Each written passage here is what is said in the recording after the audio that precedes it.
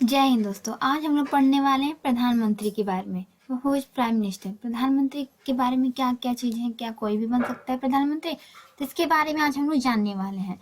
संविधान द्वारा प्रदत्त सरकार की संसदीय व्यवस्था यानी कि जो संसदीय प्रणाली है उसमें राष्ट्रपति केवल नाम मात्र का कार्यकारी प्रमुख होता है। हम आपको बता दें कि जब संविधान बनाया जा रहा था तो अमेरिका में जो है वह राष्ट्रपति प्रणाली है और जो ब्रिटेन में है वह प्रधानमंत्री प्रणाली है, लेकिन भारत ने ब्रिटेन की संसदीय प्रणाली को चुना क्योंकि ये जो संसदीय प्रणाली होता है इसमें जो प्रधानमंत्री जी होते हैं, जो भी विधेयक पारित होता है, कानून पारित होता है, वह राज्यसभा एवं लोकसभा दोनों से पारित होकर ही वह कानून बनता है, लेकिन राष्ट्रपति में ऐसा नहीं होता है। तो भारतीय संविधान में ब्रिटेन द्वारा ली गई संसदीय प्रणाली ही ली गई है। तो इस प्रकार हम कह सकते हैं कि इसमें राष्ट्रपति के नाम मात्र का ही कार्यकाल होता है, लेकिन सारा कुछ प्रधानमंत्री जी ही करते हैं। सारी वास्तविक कार्यकारी शक्तियां प्रधानमंत्री में ही निहित होती है। दूसरे शब्दों में कहें तो राष्ट्रपति राज्य का प्रमुख होता है, जबकि प्रधानमंत्री सरकार का प्रमुख होता है। अब हम जानते हैं कि प्रधानमंत्री की नियुक्ति कैसे होती है। संविधान में प्रधानमंत्री के निर्वाचन और नियुक्ति के लिए कोई विशेष प्रक्रिया दी गई नहीं है। अनुच्छेद 75 केवल इतना कहता है कि राष्ट्रपति प्रधानमंत्री की नियुक्ति करेगा। हालांकि इसका अर्थ यह नहीं कि राष्ट्रपति किसी भी व्यक्ति को अपने मन से प्रधानमंत्री नियुक्त करे, यानी कि वो किसी भी व्यक्ति को प्रधानमंत्री नियुक्त करने के लिए स्वतंत्र नहीं है। सरकार की संसदीय व्यवस्था के अनुसार सरकार के संसदीय व्यवस्था के अनुसार राष्ट्रपति लोकसभा में बहुमत प्राप्त दल के नेता को प्रधानमंत्री नियुक्त करता है। यहाँ पे आप बात को अच्छे से समझिए। यहाँ पे जो है ना, ये लोकसभा है, लोकसभा में जिसकी बहुमत ज्यादा होगा वही प्रधानमंत्री बनेगा। उसी को प्रधानमंत्री राष्ट्रपति केवल घोषणा करते हैं, लेकिन उन्हें प्रधानमंत्री नियुक्त करने का अधिकार नहीं है। उसका अधिकार किसके में है? तो लोकसभा में। लोकसभा में बहुमत प्राप्त दल के नेता के हाथों में है, वही प्रधानमंत्री नियुक्त करता है।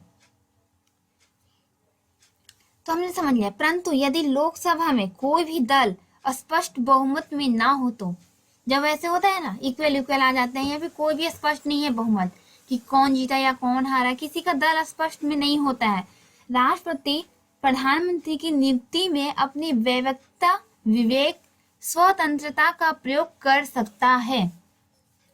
राष्ट्रपति उस समय अपनी विवेक का, अपनी स्वतंत्रता व्यक्त कर सकता है जब किसी में स्पष्ट ना हो किसकी बहुमत ज्यादा है। उस समय राष्ट्रपति अपनी विवेक से किसी को भी प्रधानमंत्री नियुक्त कर सकता है। तो हमने जाना कि लेकिन फिर भी इस स्थिति में राष्ट्रपति सामान्यतः सबसे बड़े दल अथवा गठबंधन के नेता को प्रधानमंत्री नियुक्त करता है। तो मैं आपको बताया कि अगर किसी की भी मतलब कि जैसे कि दो लोग हैं बहुमत में, लेकिन दोनों का स्पष्ट रूप से नहीं है, तो राष्ट्रपति दोनों में से किसका करेगा? राष्ट्रपति उसी का करेगा प्रधानमंत्री नियुक्त जिसमें जो गठबंधन का नेता हो या बड़े दल का नेता हो, मतलब राष्ट्रीय दल पे बड़े दल का नेता हो या फिर गठबंधन का नेता हो, उसे राष्ट्रपति प्रधानमंत्री नियुक्त कर सकता है। और उससे एक शर्त भी रखी जाती है, और उससे 1 माह के भीतर सदन में विश्वास मत हासिल करने के लिए कहता है, यानी कि उसे 1 माह के अंदर पूरे बहुमत प्राप्त करने की उससे अपेक्षा रखता है।